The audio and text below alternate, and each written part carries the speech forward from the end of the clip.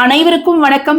நான் தமிழரசி பாலமுருகன். இன்றைய தினம் 21/4/2026 செவ்வாய்க்கிழமை, சித்திரை மாதத்தோட வளர்பிறை பஞ்சமி.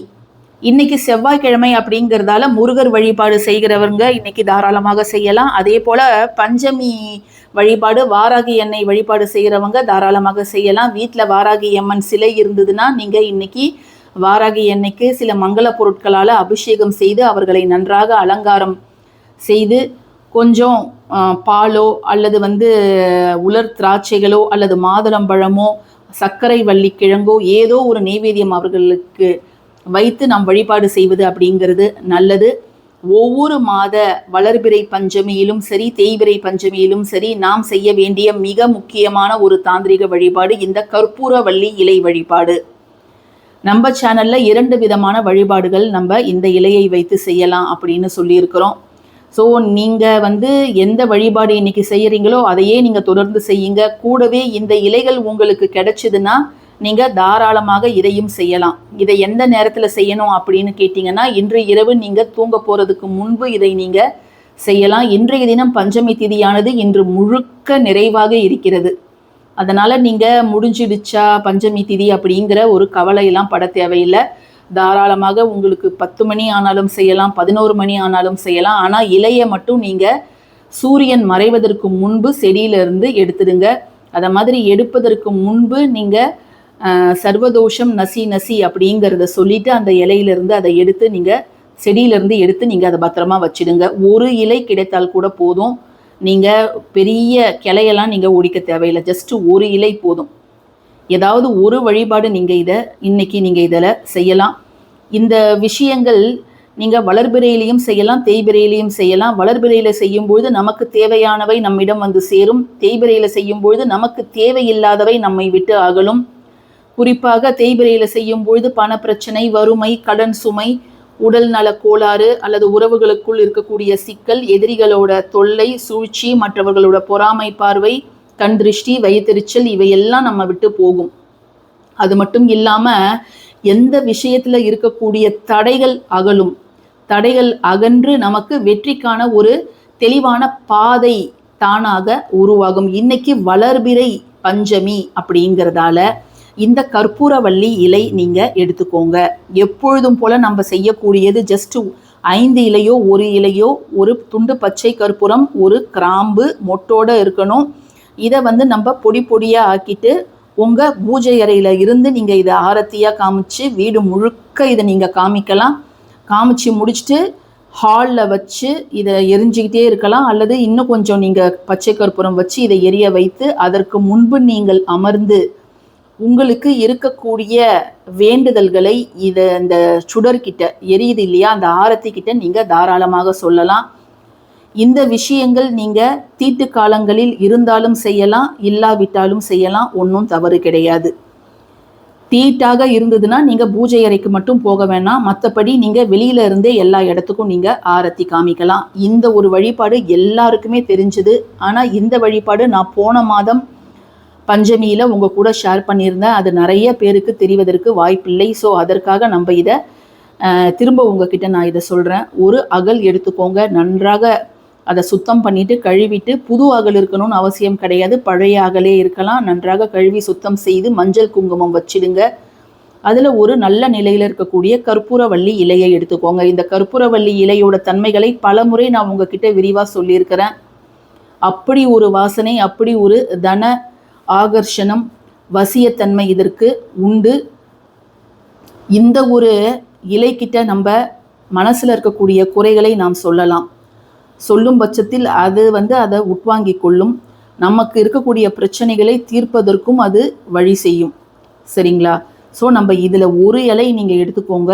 எடுத்துக்கிட்டு இந்த அகலில் நீங்கள் ஜஸ்ட் இதை வச்சிடுங்க. அகலில் அந்த இலை முழுவதுமாக உள்ளே போகிற மாதிரி நீங்கள் இலையோட சைஸை நீங்கள் செலக்ட் பண்ணிக்கோங்க. அப்படி இல்லைன்னா இப்போ வைக்கக்கூடிய இந்த பெரிய அகல் கொஞ்சம் நீங்கள் எடுத்துக்கோங்க. சரிங்களா?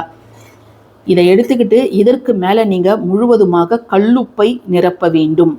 இது ரெண்டுமே தீட்டு காலங்களில் இருப்பவர்களும் செய்யலாம். நிறைய பேர் கர்ப்பிணி பெண்கள் செய்யலாமா அப்படின்னு கேட்குறீங்க. என்னை கேட்டால் கர்ப்பிணி பெண்கள் எதுவுமே செய்ய வேண்டாம். ஏன்னா அவங்களுக்கு சாதாரணமாக ஏதாவது ஒரு விஷயம் நடந்தாலும் இது செஞ்சதால தான் நம்மளுக்கு அதை மாதிரி ஆயிடுச்சுன்னு ஒரு யோசனை வந்து அவங்களுக்கு தோணும். அதனால் கர்ப்பிணி பெண்கள் நீங்கள் எதுவுமே செய்ய தேவையில்லை. உங்கள் வீட்டில் மற்றவங்க யாராவது இருந்தால் அவங்கள உங்களுக்காக செய்ய சொல்லுங்கள். நீங்கள் எதுவுமே செய்ய தேவையில்லை. சரிங்களா? ஸோ இதுக்கு மேலே நம்ம உப்பை வச்சு ஃபில் பண்ணிடலாம். இந்த உப்பு மேலே ஜஸ்ட் நம்ம சாதாரண கற்பூரம் நம்ம பூஜைக்கு பயன்படுத்துவோம் இல்லையா, நார்மலான கேம்ஃபர் கொஞ்சம் வச்சுடுங்க. இதற்கு வந்து நம்ம பச்சை கற்பூரம் வைக்கணும். ஏன்னு கேட்டிங்கன்னா இந்த ஆரத்தி நம்ம எடுக்கும் பொழுது பச்சை கற்பூரம், கிராம்பு, இந்த இலையோட சாறு இது மூணும் சேர்ந்து வருவதனால் வரக்கூடிய ஒரு வாசனை இருக்குது பாருங்க, அது வந்து நமக்கு பல வகையில் உதவிகள் செய்யும். அதாவது கெட்டவற்றை தேவையில்லாதவற்றை வீட்டை விட்டு துரத்தும், நல்லவற்றை அந்த இடத்துல வந்து தங்க செய்யும். அதே போல தான் இந்த ஒரு விஷயமும். ஒரு இலையை நம்ம இந்த கல்லுப்பில் வச்சு மேலே ஒரு கற்பூரம், இதையும் நீங்கள் பற்ற வச்சுட்டு எரிய வச்சுட்டு உங்கள் வீடு முழுக்க நீங்கள் காமிக்கலாம். காமிச்சிட்டு இதே மாதிரியே ஹாலில் கொஞ்சம் நேரம் இதை எரிய வச்சுட்டு இன்னும் கூட கொஞ்சம் கற்பூரம் வச்சு எரிய வச்சு நீங்களும் ஒரு நிமிடம் அதற்கு முன்பு அமருங்க. நல்லா வேண்டிக்கோங்க. அதுக்கப்புறம் இதை எடுத்துகிட்டு போய் நிலைவாசல்லையும் இந்த ஆரத்தியை காமிச்சிட்டு அந்த நிலைவாசலுக்கு வெளியிலே வச்சுடுங்க. இண்டிவிஜுவல் ஹவுஸாக இருந்தாலும் சரி அல்லது ஃப்ளாட் சிஸ்டமாக இருந்தாலும் சரி ஓரமாக வச்சுடுங்க. திரும்ப அதை வீட்டுக்குள்ளார எடுத்துகிட்டு வராதிங்க.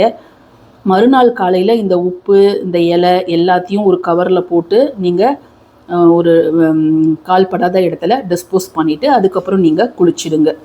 இதுவும் அப்படி தான், நீங்கள் டிஸ்போஸ் பண்ணிவிட்டு குளிச்சிடலாம்.